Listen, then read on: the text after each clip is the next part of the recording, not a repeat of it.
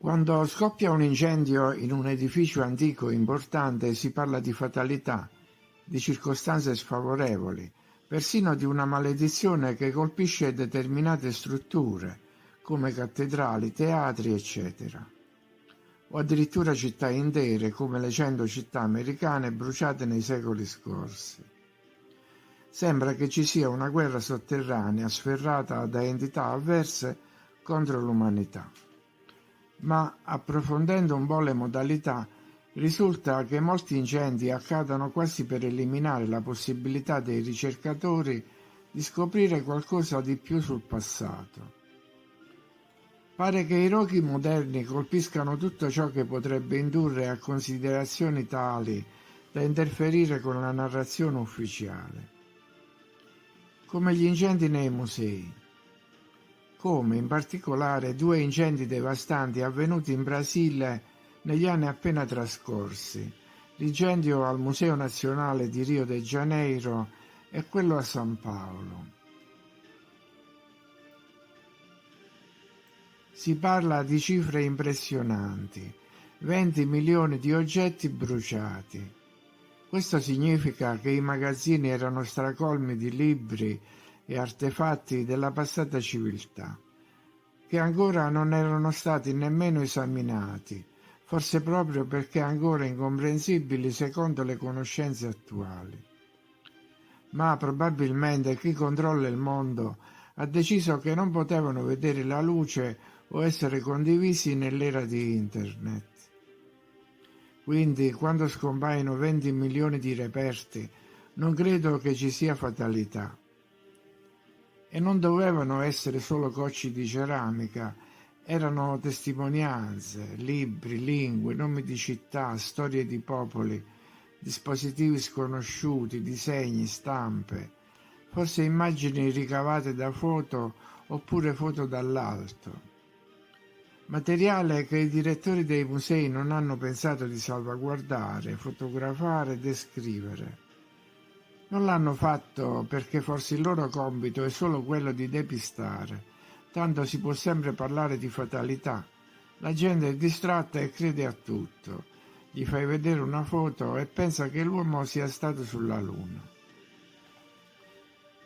E incredibilmente quei movimenti cosiddetti cancel culture o coloro che colorano le fontane non sanno che c'è chi veramente cancella la cultura e colora di rosso fuoco i monumenti.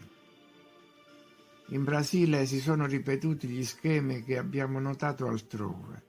La presenza di una civiltà avanzata precedente, poi una catastrofe, una guerra o un diluvio, poi i rastrellamenti, gli orfani sopravvissuti, raccolti in orfanotrofi o magari venduti porta a porta, le missioni dei salesiani, l'immigrazione dei contadini poveri che non avevano idea di quanto fosse successo lì e pensavano che quei palazzi fossero stati costruiti dagli immigrati prima di loro. Ma chi è che gestisce questo teatro dell'assurdo? Una mente diabolica sicuramente, che provvede a inventare fatti e cronologie con l'aiuto di cloni, che noi, sbagliando, chiamiamo i nostri simili. Di quali mezzi dispongono? In che anno veramente siamo? Di quanto sono più avanti delle persone comuni? Probabilmente non lo sapremo mai. Così anche in America del Sud è scattato il piano, lo stesso copione, e in seguito qualcuno, forse una mente artificiale con miliardi di dati a disposizione, ha gestito e incasellato pezzi di narrazione, inventato le storie sui personaggi dei monumenti e delle statue, sulle cave di estrazione dei marmi, su eventi e date.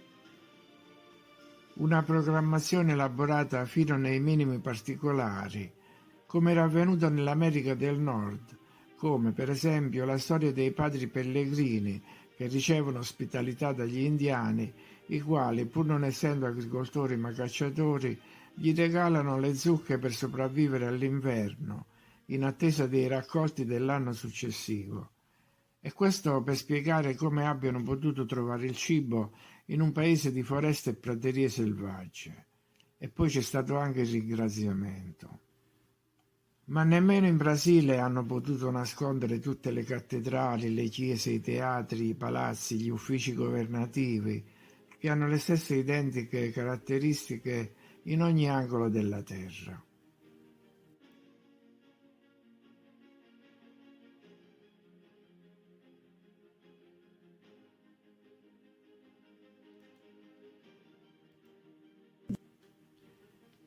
Leggiamo che il navigatore che per primo esplorò le coste del Brasile fu il fiorentino Amerigo Vespucci nel 1499, seguito dallo spagnolo Vicente Yáñez Pinzón nel 1500.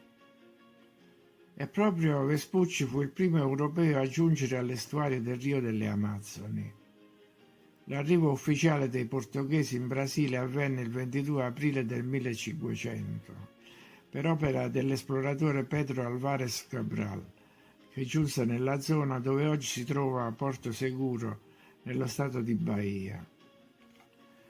La colonizzazione vera e propria ebbe inizio nel 1530. I regnanti portoghesi inviarono in Brasile Martim Alfonso de Sousa e nel 1532 venne fondato São Vicente, che fu la prima città fondata dai portoghesi. Nel 1534 il re del Portogallo Giovanni III divise il Brasile in 12 territori e li concesse ai nobili affidatari. Nel XVII secolo vennero introdotte le coltivazioni del tabacco e specialmente della canna da zucchero, inizialmente a Bahia e successivamente anche a Rio de Janeiro. Questo importante sviluppo nell'agricoltura fu accompagnato dall'arrivo di numerosi schiavi africani, che andavano a sostituire per il lavoro nelle piantagioni le popolazioni autoctone, eccetera, eccetera. Questa è l'ufficialità, ma in realtà bisognerebbe chiedersi come abbiano viaggiato persone, oggetti e concetti da una parte all'altra del mondo con tanta facilità.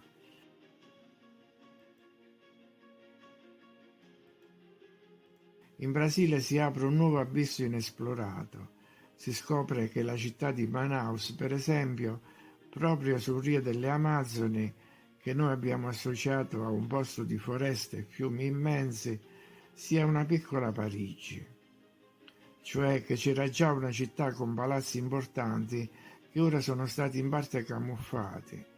Il teatro, per esempio, è uguale a quelli europei e russi e persino algerini, anche se la cupola ha i colori del Brasile.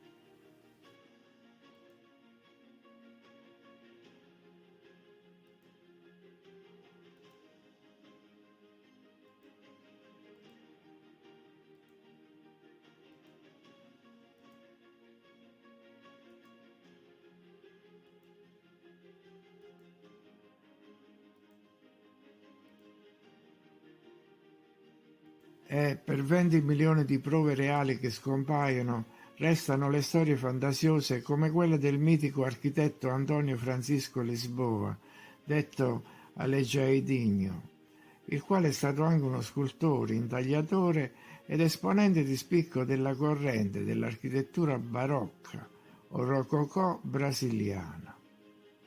Aleijadinho era figlio del portoghese Manuel Francisco da Costa Lisboa e della sua schiava africana Isabel, un manovale emigrato in Brasile, dove era riuscito lentamente ad elevare la sua condizione professionale e sociale, fino a diventare un progettista. Così, proprio dal padre, Aleijadinho imparò le prime nozioni fondamentali di scultura, disegno e architettura. Tra le sue opere più significative si annoverano la facciata, la pianta, il pulpito e gli altari della chiesa di San Francesco a Ouro Preto, i cui lavori incominciarono nel 1766.